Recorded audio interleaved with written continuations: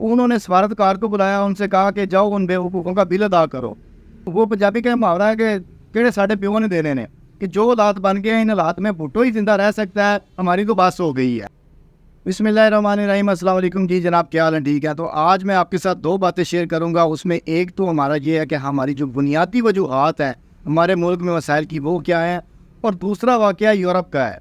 Europe کے ایک ملک کا واقعہ ہے کہ 80 یورو کی خاطر پورا ایک ملک جو ہے اس کو شرمندگی اٹھانا پڑی، اور اس کے لیے وزیر اعظم تک کو انوالو ہونا پڑا، اور وزیر اعظم نے یہ پے کروائے 80 یورو۔ تو یہ سارا واقعہ کیا ہے یہ میں آپ کو اینڈ میں بتاؤں گا۔ تو پہلے ہم یہ جان لیتے ہیں کہ ہمارے ملک میں یہ جو سارے معاملات ہیں، ساری چیزیں ہیں جو ملک میں ہر چیز کا بیڑے غرق ہے، اس کی بنیادی وجہ کیا ہے؟ سب سے مین وجہ جو اس کی ہونی چاہیے اس کے اوپر کوئی بات نہیں کرتا۔ لوگ کہتے ہیں جی بجلی مہنگی ہے، یہاں پہ پٹرول مہنگا ہے، یہاں پہ گیس نہیں ہے، یہاں پہ اور دیگر بہت سارے مسائل ہیں۔ مسائل کی بات تو سارے کرتے ہیں، لیکن بنیادی وجہ کیا ہے؟ اور یہ جو دونوں چیزیں ہیں جو میں آپ کو یورپ کا واقعہ بتانا چاہ رہا ہوں، اس کے ساتھ یہ کیسے ریلیٹ کرتا ہے ہماری سچویشن۔ میں ابھی کچھ دن پہلے ایک سٹیٹس میں نے دوست کا لگا ہوا تھا، وہ پڑھا تو اس نے سٹیٹس لگایا ہوا تھا بڑا مزاحیہ سا، کہنے کو تو وہ مزاحیہ ہے۔ اس نے لگایا ہوا تھا کہ جو حالات بن گئے ہیں، اس پنجابی میں تھا، میں آپ کو اردو میں بتا رہا ہوں کہ جو حالات بن گئے ہیں ان حالات میں بھٹو ہی زندہ رہ سکتا ہے، ہماری تو بس ہو گئی ہے۔ تو واقعی پاکستان میں اس طرح کے حالات بن گئے ہیں کہ یہاں پہ شاید بھٹو ہی زندہ رہے، کیونکہ جتنا مہنگا پٹرول ہو چکا ہے، جس قدر مہنگی بجلی ہے، اور جس قدر باقی معاملات مہنگائی ہے ملک میں، اور جو مسائل ہیں ہمارے، اس میں عام آدمی کا تو گزارا جو ہے وہ تقریباً ناممکن ہو چکا ہے۔ لیکن اس کی بنیادی وجہ کیا ہے؟ اس کے پیچھے ریزنز کیا ہیں؟ ٹھیک ہے، لیکن جو ہمارے ملک میں بجلی کا بحران تھا، تو بجلی کا بحران حل کرنے کے لیے نون لیگ دور میں یا اس سے پہلے جو بھی آئی پی پیز لگائے گئے، جو پاور پلانٹس لگائے گئے، اور وہ فرنس آئل پہ زیادہ لگائے گئے بجائے اس کے کہ وہ قدرتی وسائل سے بنائے جاتے، جیسے سولر ہو گیا یا کوئلہ ہو گیا جو ہمارے ملک میں وافر مقدار میں موجود ہے، تو ہم نے اس کو کنسیڈر نہیں کیا۔ ہم نے جلدی کے چکر میں جو آئی پی پیز معاہدے کیے، اب اس میں کیا معاہدے میں ہم نے جو پلانٹس لگائے، وہ معاہدے کیا ہیں کہ ہم بجلی یوز کریں یا نہ کریں، ہم پلانٹ لگانے والے کو پیسے دیں گے۔ 1200-1300 اگر اس کی کیپیسٹی ہے میگا واٹ کی، تو 1200-1300 میگا واٹ کی ایک پاور پلانٹ کو ہم پیسے دے رہے ہیں۔ تو یہ کل ملا کے ہماری جو ہے 2200 ارب روپے کی رقم بن جاتی ہے۔ 2200 ارب روپیہ جو ہم کیپیسٹی کی مد میں دے دیتے ہیں، تو ہماری 500-600 ارب کی بجلی چوری ہو جاتی ہے، اور تقریباً 37 ارب روپے کی کلیکشن ہے ٹوٹل۔ تو 2200 ارب وہ نکل گیا اور 600 ارب وہ نکل گیا، تو پیچھے 800-900 ارب روپیہ بچتا ہے۔ اس میں اس ملک کے معاملات چلائے جاتے ہیں بجلی کے محکمے کے، اس میں تنخواہیں بھی ہیں اور پٹرول بھی ہے اور سارا کچھ ہے۔ آپ دوسرا دیکھیں کہ ہم جن بھی ملکوں کے پاس جا رہے ہیں قرضہ لینے کے لیے، قرضے کے حالات یہ ہو چکے ہیں کہ ہمارا ٹوٹل قرضہ جو ہے وہ $125 بلین کے قریب پہنچ چکا ہے، اور ہم ہر سال تقریباً جو ہماری اشرافیہ ہے وہ $17.5 ارب جو ہے وہ اس کی سبسڈی کی مد میں لے جاتی ہے ہم سے۔ اس غریب ملک میں $17.5 ارب، آپ دیکھیں ایک ارب ڈالر کے لیے ہم آئی ایم ایف کی منتیں کر رہے ہوتے ہیں، اور کیا کیا شرائط ہم نے ان کی قبول کی ہیں۔ اور آئی ایم ایف کیا، ہمیں جتنے بھی ملک ہیں جن سے ہم قرضہ مانگنے جاتے ہیں، وہ ہمیں اب یہ کہنا شروع ہو گیا ہے کہ آپ اپنا سسٹم ٹھیک کریں، اپنے اخراجات کم کریں۔ تو ہم اپنے اخراجات کم کرنے کو تیار نہیں ہیں۔ ہمارے ملک میں آپ دیکھیں کہ جو شاہانہ لائف سٹائل ہے، حکمران، وزیر اعظم سے لے کے نیچے جتنا بھی طبقہ ہے، جو بھی بلیسڈ لوگ ہیں، یہ کروڑوں اربوں پتی لوگ ہیں، لیکن اس کے باوجود یہ اپنی جیب سے 1 روپیہ لگانے کو تیار نہیں ہوتے۔ اور آپ دیکھیں کہ 16 ماہ کی جو پیچھے گورنمنٹ گزری ہے، جیسے ہی گورنمنٹ ختم ہوئی، یہ ساری قیادت اپنے اپنے آبائی ملکوں، جیسے وہ ارشاد بدیع صاحب اکثر کہتے ہیں کہ یہ سارے اپنے آبائی ملکوں میں چلے جاتے ہیں، تو یہ سارے لوگ جو تھے باری باری اپنے اپنے ملکوں میں ایک ہفتہ بھی یہ بغیر حکومت کے یہاں پاکستان میں نہیں گزار سکے۔ آپ اندازہ کریں، اس ملک کا المیہ دیکھیں۔ تو یہ ساری چیزیں جو یہ جتنی بھی مہنگائی، یہ معاملات ہیں، یہ جو پاور پلانٹس لگائے، جتنے بھی ملک میں معاملات ہوئے، کسی نے اچھا کرنے کی کوشش کی لیکن انہوں نے لانگ ٹرم پلاننگ نہیں کی۔ تو اس میں سب چیزوں میں جو ایک چیز کی کمی، جو بنیادی وجہ ہے، وہ کیا ہے؟ وہ ایک صحافی نے شاید خاقان عباسی سے پوچھا، وہ اس ٹائم پی آئی اے کو چلا رہے تھے، کہ پی آئی اے کا مسئلہ کیا ہے؟ تو وہ شاید خاقان عباسی نے بہت ساری باتیں بتائیں کہ اس میں یہ مسائل ہیں، یہ مسائل ہیں، یہ مسائل ہیں، لیکن جو جوید چودھری صاحب صحافی تھے، انہوں نے جو سوال کیا، انہوں نے کہا کہ اس کی جو سب سے بڑی بنیادی وجہ ہے وہ آنرشپ ہے، کہ پی آئی اے کو کوئی آن کرنے کو تیار نہیں ہے کہ یہ ہماری قومی ایئر لائن ہے۔ سیم ان دا کیس، یہ جو ہمارا ملک ہے، اس ملک کو کوئی آن کرنے کو تیار نہیں ہے، کوئی اس کو اپنا ملک ماننے کو تیار نہیں ہے۔ اس ملک میں سارے کھانا تو چاہتے ہیں، سارے کمانا تو چاہتے ہیں، اس ملک کو لوٹ بھی رہے ہیں، سارا کچھ کر رہے ہیں، لیکن اس ملک کو اپنا ملک نہیں سمجھتے.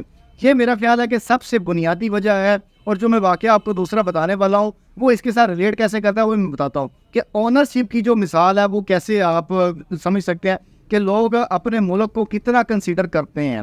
تو یہ جو واقعہ یہ پیش آیا تھا البانیہ میں. البانیہ کا ایک ریسٹورنٹ ہے, شہر ہے بیرات, یہ ان کا ہسٹورک شہر ہے, وہاں پہ ٹورسٹ جاتے ہیں.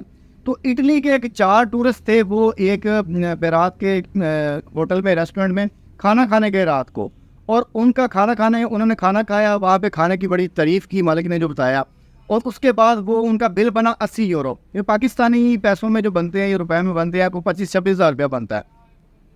لیکن وہ آپ ویڈیو فوٹیج بھی دیکھ سکتے ہیں کہ وہ جو تھے نا ٹورسٹ تھے, وہ وہاں سے نکلے بغیر پیسے دے کیے وہاں سے بھاگ گئے. اب یہ معمولی سا کہنے کو تو یہ معمولی سا ایک واقعہ ہے, ہمارے ملک میں شاید ہوا ہوتا تو ہم اس کو شاید خبر بھی نہ بناتے یا یہ کسی ایک کھاتے میں ہی نہ آتا. لیکن جن ملکوں میں اخلاقیات کا کوئی سٹینڈرڈ طے ہے, جن ملکوں میں آنرشپ ہے اپنے ملک کی, اس میں یہ بہت بڑا واقعہ کنسیڈر ہوا. یہ اس کی CCTV فوٹیج وائرل ہوئی اور یہ اخباروں کی زینت بنا, میڈیا کی زینت بنا, اور یہ اٹلی تک واقعہ پہنچا. اب اٹلی کی وزیر اعظم جو جارجیا میلونی جو تھی, وہ اس ٹائم کچھ دنوں بعد یا کچھ عرصے بعد, واقعہ کے کچھ عرصے بعد ان کا البانیہ کا دورہ تھا, سرکاری دورہ تھا. تو وہ وہاں پہنچی تو یہ واقعہ اس قدر فیمس ہوا تھا, اس قدر تھا کہ جو البانیہ کے وزیر اعظم تھے ان کو وہ بات طالبی وزیر اعظم کے ساتھ کرنی پڑی. انہوں نے یہ واقعہ ان کے ساتھ شیئر کر دیا. اب وہاں پہ جو اٹلی کی وزیر اعظم تھی جارجیا میلونی, ان کو بڑی شرمندگی ہوئی. انہوں نے سفارتکار کو بلایا, ان سے کہا کہ جاؤ ان بے حقوقوں کا بل ادا کرو. تو پھر سفارت خانے کی طرف سے باقاعدہ بیان جاری کیا گیا کہ جو یہ بل ادا کر دیا گیا, اور جو اٹالین لوگ ہیں یہ قوانین کا احترام کرتے ہیں. اس میں ان کے ساتھ وزیر تجارت بھی تھے. وزیر تجارت نے بھی یہ بیان دیا, انہوں نے بتایا رپورٹرز کو کہ جو ہے طالبی لوگ جو ہے وہ قانون کا احترام کرتے ہیں اور اپنے قرضے ادا کرنے پر بلیو کرتے ہیں.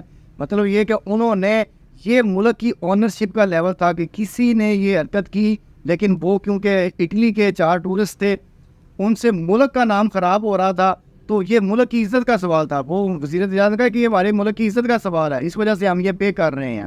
آپ اندازہ کریں کہ ایک 80 یورو, صرف 80 یورو, اور ایک پرسن کے حصے میں 20 یورو آتے تھے. اگر آپ یورپ یا امریکہ میں کہیں رہتے ہیں تو یہ ایک بڑی معمولی سی اماؤنٹ ہے. پاکستان میں شاید 25-26 ہزار روپیہ زیادہ ہو, کیونکہ یہ بنیادی تنخواہیں لوگوں کی 20-22-25 ہزار روپیہ ہے. تو وہاں پہ یہ ایک چھوٹی سی معمولی سی اماؤنٹ ہے, اور ٹورسٹ کہیں ٹور کرنے جاتے ہیں تو وہ اتنے پیسے تو معمولی سے کہیں بھی اڑا دیتے ہیں.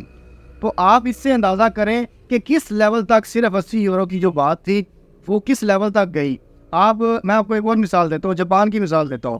جاپان میں ملک کی اونرشپ کا یہ عالم ہے کہ اگر آپ جاپان میں آپ روڈ پر گاڑی چلا رہے ہیں تو آپ ہارن نہیں بجا سکتے. ہارن بجانا بہت ہی معیوب بات سمجھی جاتی ہے کہ آپ نے ہارن بجا دیا ہے, اور وہاں پہ لوگ اونچی آواز میں بات نہیں کرتے. آپ ایون ٹرینوں میں بیٹھے اور سفر کریں تو وہاں پہ آپ کو کوئی بندہ فون پہ بات کرتا نہیں ملے گا, سرگوشی میں بھی بات نہیں کرتے.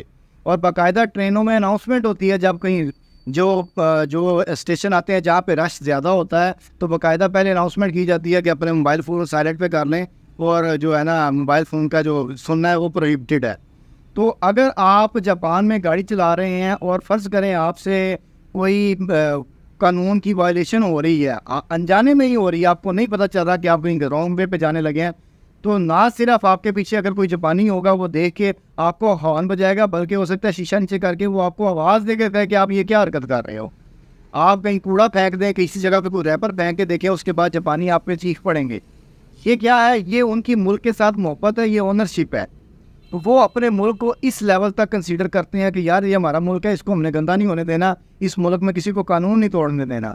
تو آپ اس چیز سے اندازہ لگا لیں کہ ہم کہاں کھڑے ہیں اور وہ ملک کہاں کھڑے ہیں, اور وہ کیوں ترقی کر گئے ہیں. تو اس کی بیسک جو ریزن ہے وہ یہی سمجھ میں آتی ہے کہ وہ اپنے ملک کی اونرشپ ہے. جنہوں نے بھی اس ملک کے لیے قرضے لیے, جنہوں نے بھی اس ملک پہ یہ سارے معاملات کیے جو آج عوام فیس کر رہی ہے, تو وہ پنجابی کا محاورہ ہے کہ کہڑے ساڈے پیو نے دینے نے, تو ان کے کون سے باپ نے دینے تھے. انہوں نے تو صرف وقتی طور پہ اپنی عیاشیوں کے لیے یا اپنے اقتدار کو طول دینے کے لیے قرض تر قرض لیتے گئے, اور آج یہ حالت ہے کہ ہم قرضے تو دور کی بات, قرضوں کے اوپر جو سود ہے وہ ادا کرنے کے لیے قرض لے رہے ہیں, اور ہمیں وہ کوئی دینے کو تیار نہیں ہے. تو جب تک ہم یہ اس ملک کو اپنا نہیں سوچیں گے، جب تک ہم اس میں جو بھی کام کریں گے اس ملک کو اپنا سمجھ کے نہیں کریں گے کہ کل کو ہماری ہی قوم نے یہ پے کرنا ہے یا ہماری قوم کو یہ سارا کچھ بھگتنا پڑے گا، میرا نہیں خیال کہ تب تک اس ملک کے معاملات ٹھیک ہو سکتے ہیں۔ باقی میری دعا ہے کہ اللہ پاک اس ملک پر رحم کرے۔ ملتے ہیں اگلی ویڈیو میں، اللہ حافظ۔